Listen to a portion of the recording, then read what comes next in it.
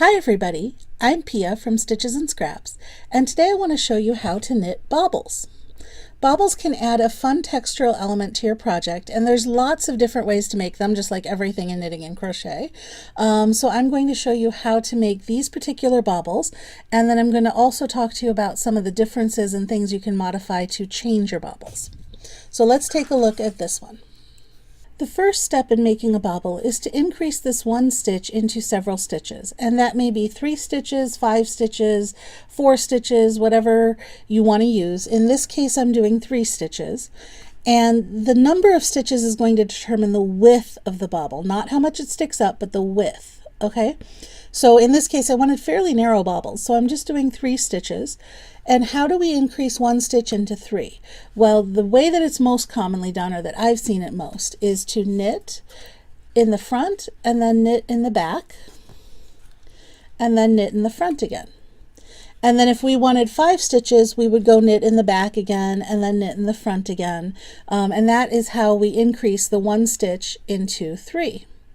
You can also do, if you're doing more than 3 stitches, you can do a graduated increase where like you increase to 3 stitches on this row, and then on the next row you increase again till you get 5 stitches. You can even increase again then to 6 stitches or more stitches. That gives you a more tapered bottom, but in this case we're just increasing to 3 stitches, so there we have our 3. The second step to making a bobble is to work back and forth over these 3 stitches. And that gives us the body of the bobble. That's what makes it stick up, because that's this extra fabric that is going to actually create the bobble. So the more times we work back and forth, the fatter this bobble is going to get. So to work back and forth, I've got my 3 stitches. I'm going to turn my work around and I'm going to purl into those 3 stitches. So purl 1, purl 2, purl 3. Okay, now I'm going to turn my work around again and I'm going to knit into those 3 stitches. 1, 2, 3. And I'm going to keep doing that for as many rows as I want to do. Here I've turned it again and I'm purling back into those 3 stitches.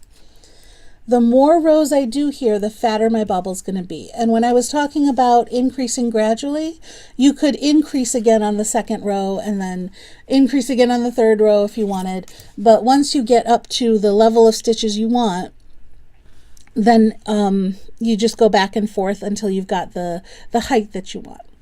So this is going to give us the puffiness of the bobble when we close it off. I have 3 rows here, and that is it for my 2nd step. The 3rd step in making a bobble is to decrease back down from these 3 stitches, or however many you have, to the 1 stitch. And again, if you have a lot of stitches, you could do that gradually. You could do decreases over 2 separate rows.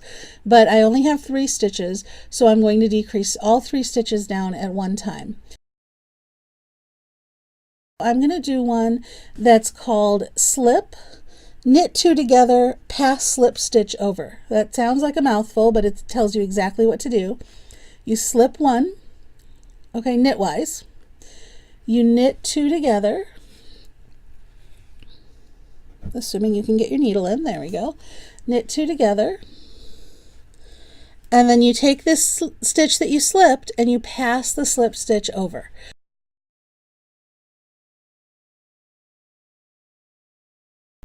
And you can see we have this little extra tab of stuff now. So we're going to knit our next stitch, or in pattern, whatever. If you're purling, you're purling. If you're knitting, you're knitting. And you notice the bobble tends to want to push out to the back. Just take your finger and push it back out to the front. It will do that on this row, and it'll try to do that again on the next row. When you work back over it, just push it out to the front. Once you've done the next row, that will lock it in place, and then you won't have to worry about that anymore. So you can see that like these ones are locked in place. They're not going anywhere unless I physically push them through the little hole. So there is my finished bobble. You want to see what it looks like at the back. This little gap here, right here, these little dimples, that's where the whole mess of the bobble is out at the front. So once we work back across that next row, that kind of closes this hole up and the bobble's not going to push forward very much. So that's how you make a bobble. Thanks for watching.